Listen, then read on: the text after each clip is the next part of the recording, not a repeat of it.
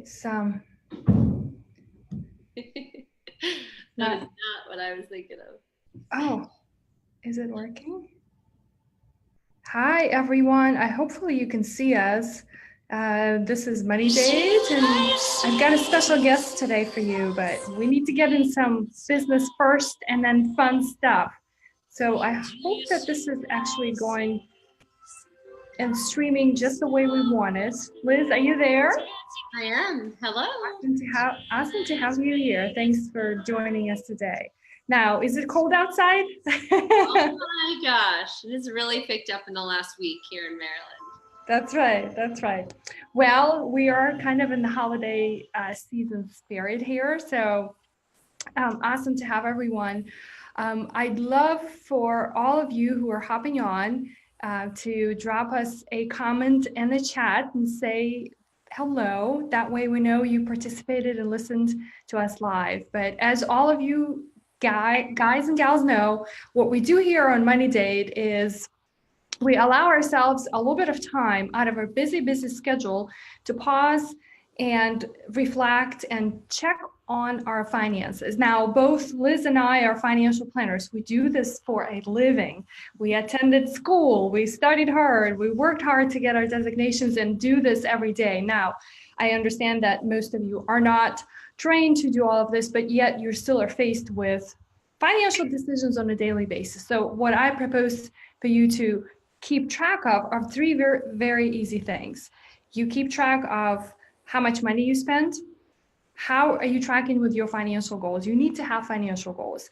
And then the third one is how much income you generating, where it's all coming from. If you can just keep those three things in the back of your mind, or hopefully you have a tool in place to get you answers once a week, you're going to be by far more advanced than most people out there. We can talk about other more sophisticated topics, and we've got one of those today.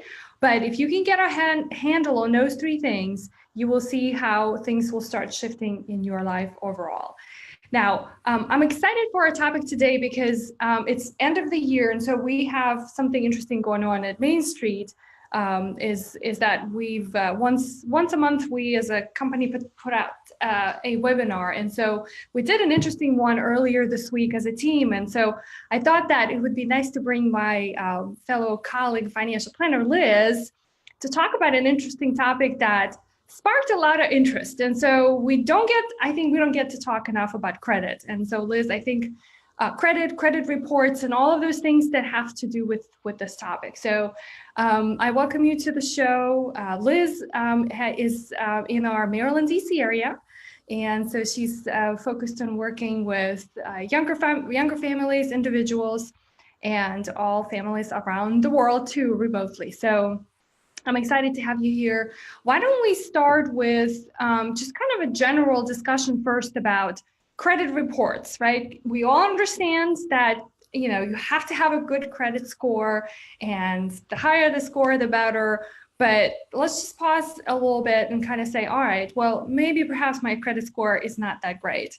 What are some of the basic things everybody needs to do and needs to know? And then the second topic or conversation that I'd like to have is, what are some measures we can put in place? Because just because you have a good credit score does not mean you're protected from all kinds of things. We just had recently the Marriott breach that popped up, right? So it's like exposure is everywhere. So why don't we dive into discussion of both of these topics? Absolutely. Thank you, by the way, for having me today. It's an honor to be on here. Yes, so credit reports, it's a topic that we talk a lot about.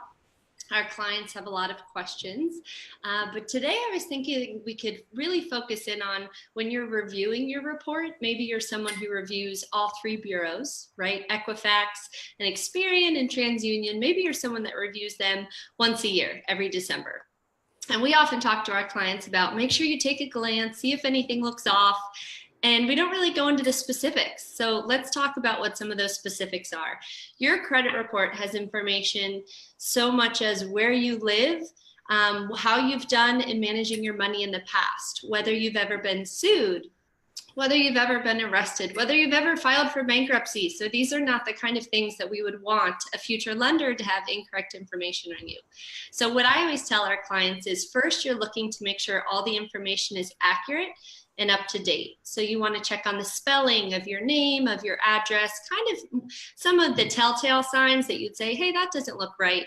And you'd want to contact that individual bureau and make a dispute. But outside of that, Anna, we see a lot of duplicate accounts. And in some cases, to your point, if you have bad credit per se, you know, at this particular moment, the last thing you need is a negative account kind of being double counted and on there twice. So you're looking for duplicate accounts, misspellings of names. If the payment history is off, if you're someone who's very diligently always made even your minimum payments, not the full balance on a credit card, for example, you want your payment history to show all those nice green marks and the check marks, depending on which bureau we're talking about. You want to make sure that you're getting credit for all of your hard work. And so if that information is kind of being transferred in and incorrectly, the next time you do go to take out a loan, you may not have enough time to get all of this cleared up. So if you're one of those people, if you think that there's something that needs to be disputed, what you're going to do is you're going to go through that individual credit bureau and you're going to file a dispute. The good news here is they have 30 days to get back to you and to give you a verdict. Okay, that makes sense. You're right. We spelled your last name wrong, versus no, this is a debt that's really on there, and you're going to need to contact the company directly. And so if they made a mistake, it's actually their responsibility to send your credit report to anyone who received your report in the last 6 months and any employer who received your report in the last 2 years. So it's definitely worth following up and making sure there aren't errors. And the other end of those errors is the fraud. That's exactly what we're talking about today. So you want to make sure that there's nothing on there that seems odd or peculiar, or I don't think I ever took out a Macy's card. You know, where did this come from? That could be a sign that your information was compromised. So we're kind of looking for two main categories. Is everything accurate? And if it is, are there any signs of fraud that I need to be aware of? And I also want to mention, Anna, you know, you were talking about bad credit. Now, most of us know that negative credit information stays on your report for 7 years. Right. Yeah, so it's daunting and it's difficult for a lot of us if you've ever been on that side of the table. But I'm here to report that in as little as 2 years, you can see major progress on your report, because the way that it works, whether we're talking about a FICO score or a Vantage score, regardless of which bureau, the way that it works is the new information replaces the old. So if you kind of fix your habits, whether you want to use the new year as your excuse to do it or not, I don't care what your reason is. When you start kind of fixing your habits and making those improvements, don't get so dead set on, oh my God, 7 years, because you can definitely make progress before then. Right, right. And we advocate for all of our clients to at least check their credit report once a year, if not more, right? And as you mentioned, there are three credit reporting agencies that can give you a free report once a year for sure. Mm-hmm. So you can almost like give yourself a task every quarter or so to do a check. Yes. Now we've so talking about those data breaches and there's like, you know, we can now probably have a laundry list of all of those that just happen, right, every day, and to all of us, and we're just like, and then you just wonder, did my information get stolen? So like the Marriott one, I actually didn't even, honestly, you know, it's obviously it's in the news, but I didn't even do anything about it. I didn't get any notifications. So I'm sure I'm not the only one, right? Right. But you can't react to those kinds of events all the time. So what kind of measures can we put in place, you know, maybe once and for all, or particularly like revisiting it every year, so that we can be rest assured that not only we have a good credit score, because if we're going to need to use our credit to buy things, you know, on credit and show that we're responsible consumers, how do we just, I guess, sleep better at night? Yeah, absolutely. So there's two main actions, and both of them have had some law changes as of September of this year. So the first one is placing a fraud alert on any of your credit accounts, on your credit reports, pardon me. And so the big change here is this is now free, and there's been some bureaus in the past, depending on the state that you lived in, that charged for this. So that's a big improvement. And also your fraud alert used to last 90 days, and it now lasts a full year. So it's becoming a lot more logical. If you think that, for example, you've lost your wallet, or maybe your wallet was stolen, you think your social security number is compromised, any of these events, and you're thinking the Marriott breach, to Anna's point, you're thinking, okay, I want to put some kind of alert on my account. And so what that does is it means your lender needs to jump through extra hoops before you take out any additional loans or lines of credit. So that's, like I said, ideal for someone that's thinking, I still plan to open up potentially other accounts or get a mortgage or a car loan or credit cards, but I want to make sure that it's me who's making that change. So what you want to do is you want to contact any one of the 3 bureaus. And this is another change that went into effect in September. If you contact one of the bureaus, it's now their responsibility by law to contact the other 2. So if you're talking about you lose your wallet and you want to make a move fast before, someone could potentially take advantage of you, you only have to contact one of the bureaus, and that fraud alert can be in place for an entire year at free of cost to you. So that's a huge improvement, definitely, in this front. Yeah, it's something that we're very happy to hear. And then kind of the more extreme end is a credit freeze. So sometimes this is called a security freeze, and this one is exciting as well. Well, in my book, it's exciting. People are like, it's 9 o'clock on a Wednesday. This is not exciting, but it must do in some people's world. So yeah. Exactly. So now you can freeze your credit. You can do so within 1 business day, which is a huge improvement if you either do it online or by the phone. And more importantly, you can unfreeze, so permanently, or you can temporarily thaw your credit in 1 hour. So this was something that a lot of our clients were interested in the past, but they said, what if I forget that there's a freeze on my account and I'm standing at the car dealership and I'm trying to get financing and it takes 3 days to undo it? So major improvement there. It's also free. It's worth noting that children under the age of 16, as well as anyone incapacitated, your parent or your guardian can freeze your credit for you, which in this day and age, we've seen it, right? We've seen credit cards made out to dogs and animals. Yes. We've seen all of it. So it's just kind of a way to get ahead of it. You will have to contact each of the 3 bureaus individually for this one, but you get a copy of your free report from each one. So speaking of free reports, that may be the right avenue for you. Yeah, we do like the idea of free, but for sure, yes, kids and elderly are, I think, the ones that are, biggest subjects to these kinds of things. So yes, make sure that you do something like that. Now, you talked about this service as being free, right? So we don't have to worry about, because a lot of times these credit agencies, and I've seen this or not even the credit agencies, like the credit service providers like Credit Karma or what's another one, Credit Suisse, Suisse. They would say, hey, we'll get you your credit report, but if you want to see your FICO score, you got to pay, right? So you got to be careful what you actually are paying for, right? Because again, a lot of these services are now available to you for free at no cost. So you certainly can pay somebody to give you a better dashboard, right, to manage all of that. But I think it's not necessary anymore. Although for a number of years, we've suggested to use Credit Karma as the provider. I also noticed, and you probably as well, is that some of our clients, for example, mentioned that like when you log in, if you have the Chase credit card, if you have Discover credit card, you log in and you get like a little notification inside your credit card account say, hey, here's your link to a free credit score or credit report. I think a lot of times it's a credit report. So yeah. Absolutely. If you have access to that, that's kind of the thought process. And similar with credit locks. So that used to be a bit more popular, but now that they've made freezes and fraud alerts so easy to make and to adjust, it's kind of turning credit locks into something of the past. So yeah, our rule of thumb is if you have free access to it and it's part of your Chase account or Credit Karma, or, as anyone who was part of the Equifax breach, right, they give a year worth of credit monitoring. That's definitely worth taking advantage of.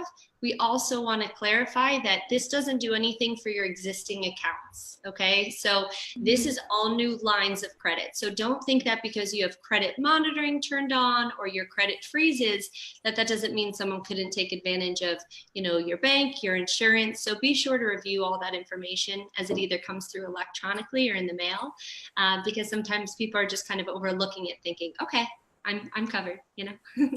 Right. Right. Better check and be sure than just kind of rely on that. Well, I think these are great tips for all of us to work on. So as we here at Main Street suggest that there's end of year checklist for little to-dos, or perhaps that would be your New Year's resolution. It's really just around the corner. Be sure to not forget to look into at least getting your credit report and use some of the tips that Liz had for us today. Now, you guys all know, and Liz, I'm going to ask you this question too. I think I didn't warn you, but you should be good. No, so put you on the spot. No, we're good. I'd love to share a money win for, and all of you who are watching live or in replay later on. I've challenged you to think about positive, exciting, right, grateful moments in your week, right? Because we do this every week, money dates every week, that you can actually share out, right? Or even just, if you're starting out, if you're new to the gratitude aspect, at least just start kind of thinking about those moments in your head. But for those of you who've been here for a while, we kind of share those out. So I'll start first to give you a little time to think, and then for those of you who are watching live, drop us something in the chat, either an emoji or just share out your money win. So I always say that anything you do in life will somehow involve your money, your finances. So I equate everything to that because you just can't live without it. So my money win for the week is that I had an opportunity to go to the East Coast and visit with Main Street team. We had our holiday party, and then of course I get to spend time with my family, because many of you know my family's on the East Coast in the Maryland, DC area. So that's kind of been the highlight of my week so far. And as we're getting into the holiday season, and the Christmas is a couple of weeks, right? Or and into the days, counting the days now. Those moments where I get to spend time and create memories with the people that are important, dear to my heart. There's nothing else that beats that. So that is all for my money win. How about you, Liz? So sure enough, you say nothing beats that, and then you put me on the spot. I know, right? I would say my money win for the week. So I have a daughter that's going to be 2 in about 2 weeks from now. And my husband and I have been paying for daycare since she was about 3 months old. And so my money win for the week is in Maryland. You kind of have to pay attention to the ratios of teachers to toddlers. And I can tell you that we just received an announcement that she's being promoted to her next classroom. So she's going up with the big kids, and it's actually a money win for us, because when she jumps up to the next classroom, the ratio of teachers to toddlers goes down, and we get more money back in our pockets. Wow. So it's kind of this special moment where we're heading in toward her 2nd birthday. It's all feeling a bit more real of, oh my gosh, this little baby, 2 years almost already. So there's the emotional aspect of it. And then there's kind of the hey, it's a little victory. Daycare is still very expensive, but it's a little victory in her promotion that we get a little more money in our pocket to maybe spend on a family activity or something. Yeah, no, it's exciting, of course. That is a direct money win. You can't beat that. Forget about my travel with the family, but I'm so grateful for the opportunity. So, oh, it's so awesome to have you, Liz, here. Thank you so much for sharing your knowledge. And everyone, I do have a quote to close, and it's by Benjamin Franklin, because he says that an investment in knowledge pays the best interest. So what are you going to do today to get yourself to that next level? So we hope you take this information and these ideas we shared with you today and implement them, because that's probably the best solution to anything. So thanks so much, everyone, for joining us. We'll see you next week. And let us know if you have any questions around credit freezes, credit monitoring, anything to do with credit. Thanks so much. Bye. Bye.